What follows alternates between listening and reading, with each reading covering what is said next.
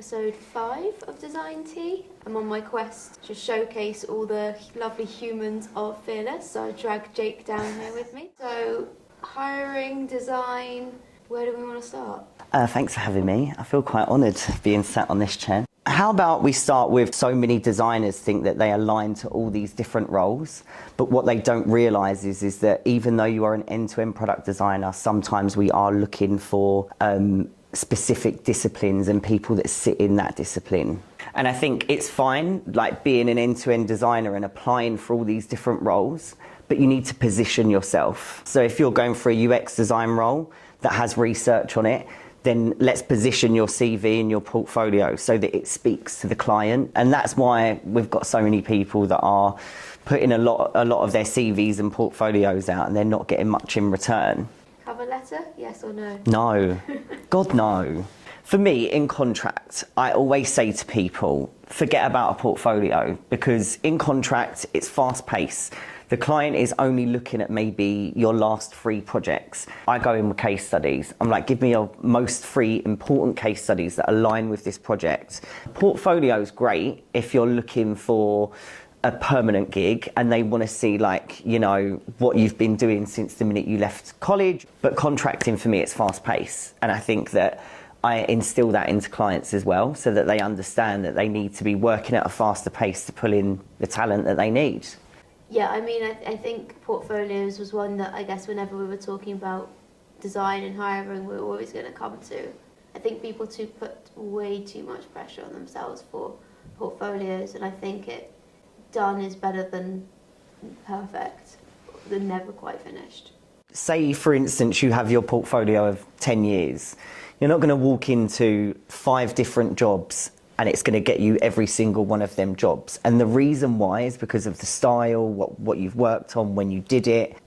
No. And every hiring manager is going to be looking for something slightly different. So ultimately, it's just got to be an expression of the work you've done, the type of work you want to be doing going forward, and something that you think reflects you in a good light. Yeah. What about design challenges?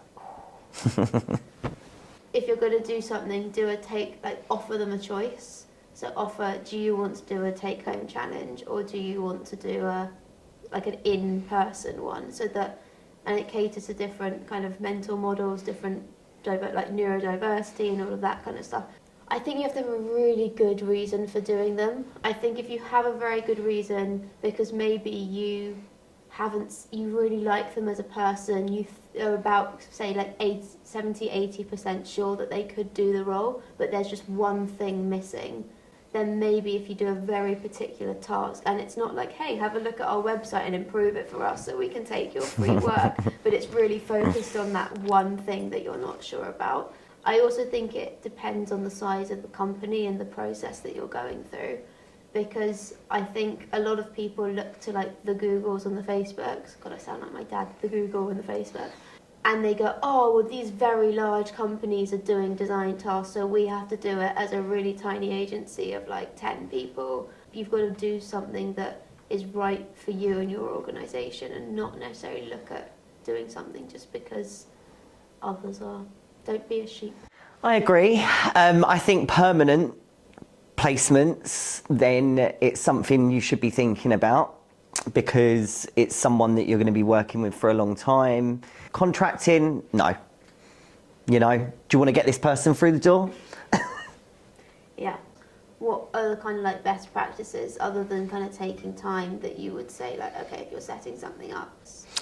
For me, I would normally ask the client exactly what they're looking for. Don't need to be wasting their time with 15 designers and hoping for the best. I want to make sure that we hand them 5 designers and they find it difficult to make the decision from them 5 designers. It's not often that Fearless go for a round 2. We normally kind of nail it in that first lot that we put forward. It's how much work's out there now as well, isn't it? The market's very different. In a space where people are taking roles through desperation, what happens when it really bounces back? And these people that are worth 150k are currently in at 90. You know, are they going to stay? Are you going to retain that talent? Probably not.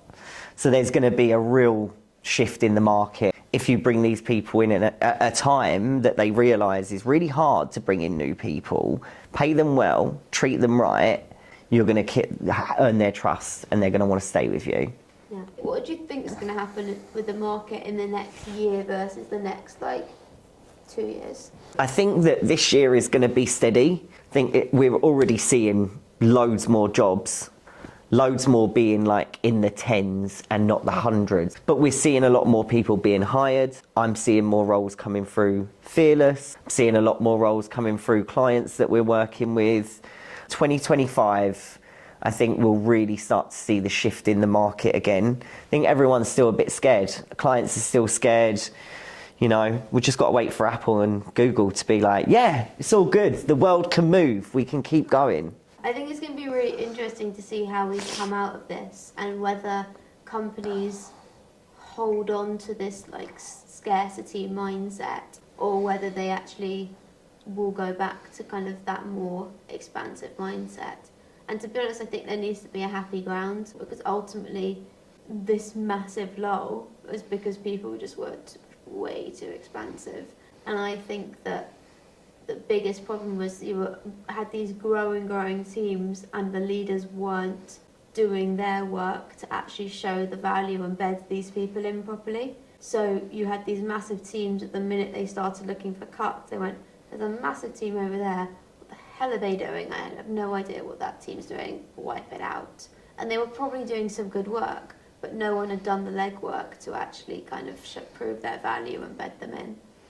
I think that's the one thing I'll never understand in design. You can be working on a project, multi-million-pound project, then the world gets scared and they're like, shut it down. They lose a whole team.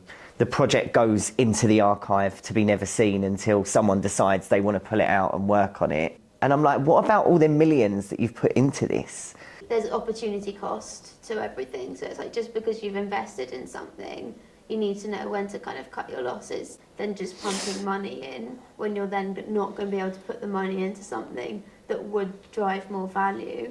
It could be that there is really good work and a lot of value, but to the point earlier, no one's bothered to show the value, communicate the value, and so there's no real business case for keeping that going. I think it's also comes down to CapEx and OpEx, and when times are tight, it takes a lot of bravery and very few companies that will go, we're going to push for innovation and new revenue streams rather than just battling up the hutches and going, we need to save money, we need to cut costs. It is a real shame, because if it started, it had to mean something in the beginning, right? No. No?